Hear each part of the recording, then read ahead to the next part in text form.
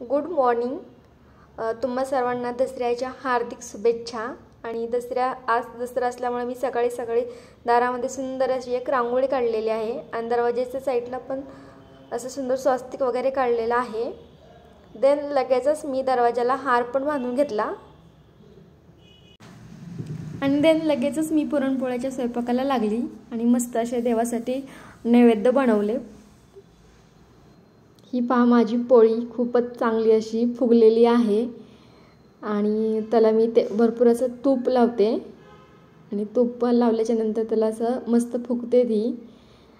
आणि सर्व स्वयंपाक झालेला आहे, फक्त पोळी मी लास्टमध्ये केली. मस्त अशी फुगती पोळी.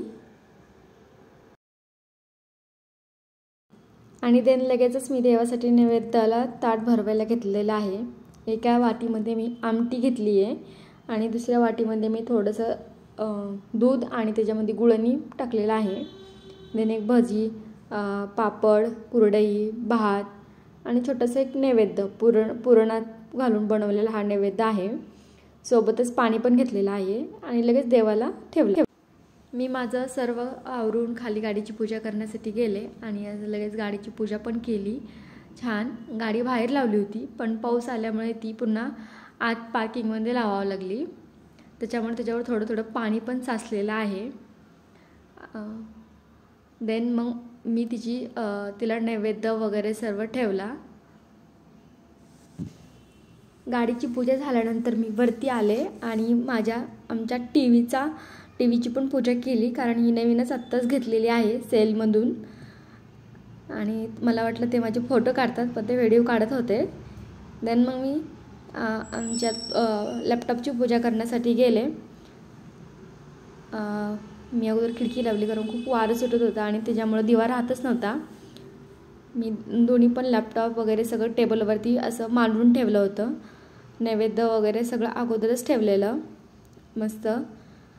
आणि मी विसरले, पुस्तक ठेवायचे मी अगोदर विसरले. देन सर्व पूजा वगैरे झाल्याच्या नंतर माझ्या लक्षात आलं. देन मग मी साईडला पुस्तक पण मांडले होते. लॅपटॉप हे खूप महत्त्वाची गोष्ट आहे आमच्या तरी लाईफमध्ये, कारण रायाचं पूर्ण काम हे लॅपटॉपवरतीच असतं. आम्ही गावी जाऊ, कुठे जाऊ, वर्क फ्रॉम होम असल्यामुळे त्यांचा सगळा हा सेटअप आहे, टेबल वगैरे सर्व. आणि घरात थोडंसं राडा झाला, इकडे तिकडे सगळं सामान पडले, कारण सणामुळं मला काही आवरायला टाईम असा भेटलाच नाही. मी त्याला अगरबत्ती लावत होते, फुलामध्ये खोसत होते, पण लकीली लवकर मला खोसली पण.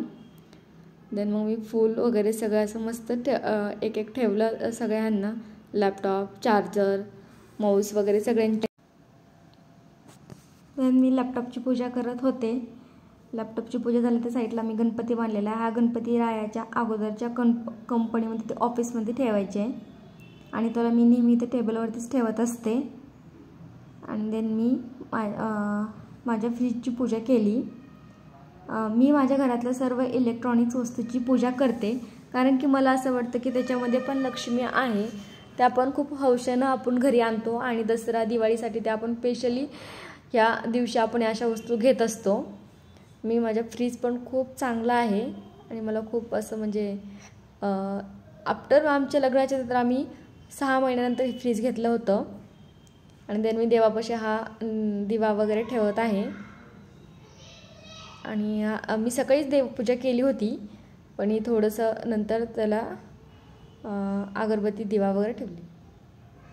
आणि देन मी लगेच आवरून माझ्या मावशीकडे, मोठ्या मावशीनं माझ्या गाडी घेतली होती नवीनच, त्याच्यामुळे तिच्या पूजेलाच आम्ही चाललो होतो.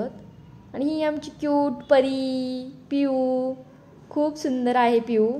आणि इकडे तिकडे बघते. आणि माझा भाऊ आर्मीमध्ये असल्यामुळे ते राजस्थानला असतात आणि ती काकासोबत खेळत आहे.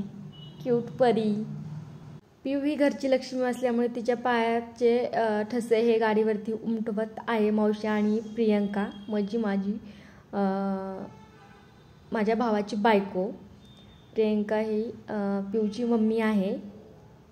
क्यूटी प्रियंका नारळ फोडत होते, पण साई हा नारळ रायाला फोडून देत नव्हता, त्याच्यामुळे त्याला फोडायचा होता म्हणून त्यानं त्याच्या हातातून घेतला. आणि मावशी बोलत होती की नाही रायालाच फोडू दे, पण साई काय ऐकत नव्हता. साई हा माझ्या छोट्या मावशीचा मुलगा आहे म्हणजे माझा छोटा भाऊ आहे तो, आणि तो ऐकतच नव्हता की त्याला तो नारळ त्यालाच फोडायचा होता. आणि फायनली त्याने तो फोडला, पण एकदाच मारला आणि नारळ फुटला. देन अजून एकदा दोन त्याने अजूनही केलं आणि त्याच्याबद्दल तो डायरेक्ट त्याच्या हातानं तो नारळ फोडला. देन मग रायानं थोडासा, राया बोलत होते दे माझ्याकडे, पण नाही, त्याला द्यायचाच नव्हता. त्यानं तो नारळ फोडल्याशिवाय त्यानं सोडलाच नाही हातामधनं.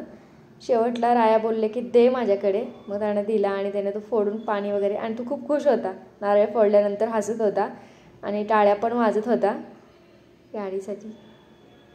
आणि सर्व झाल्याच्या नंतर आम्ही काकाच्या ऑफिसमध्ये गेलो ऑफिसची पूजा करायसाठी, आणि तिथे पण आरतीचा माना साईलाच हवा होता आणि तो आरती करत होता आणि दीपकने त्याला धरलं होतं. आणि तेव्हा आरतीच्या वेळेसच लाईट गेली, त्याच्यामुळे अंधार आहे.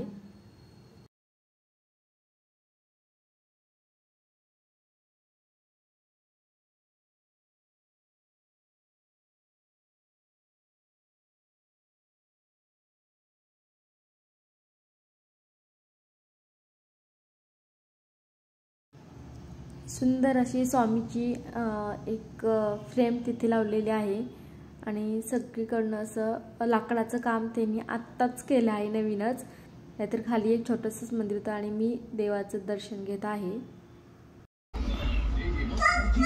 अरे थांब साई, तू आपलं सोनं घे, दे सोनं दे. हा तुझा पप्पा. आणि लवकर माझी इच्छा पुरी कर.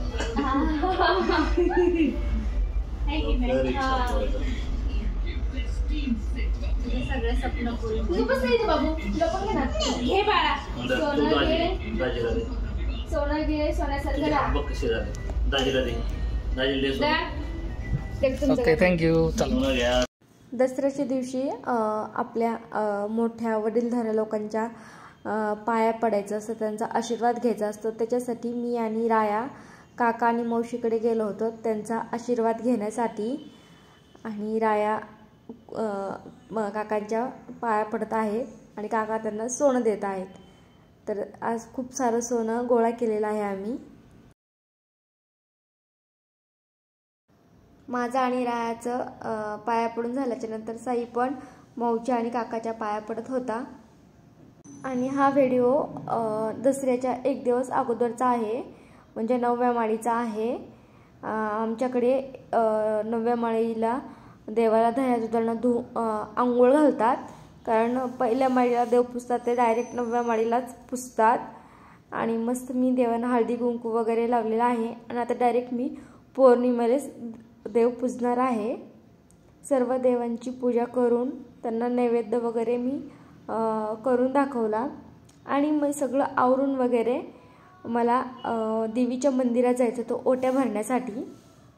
तिथे पण खूप गर्दी होती, कारण सगळ्याच बायका लवकर जात होत्या. आणि तिथे होम केलेला होता आणि सगळ्या त्याच्यामध्ये एक नारळ टाकायचा आणि नैवेद्य वगैरे त्याला लावून एक दिवा वगैरे लावायचा, अगरबत्ती. आणि ही होती देवीची एक छोटी मूर्ती जी बाहेर ठेवलेली होती पितळाची, आणि आतमध्ये मोठी एक होती. आणि ह्या सगळ्या बाया आहेत ज्या की परड्या घेऊन बसल्या आहेत. त्यांना आपल्याला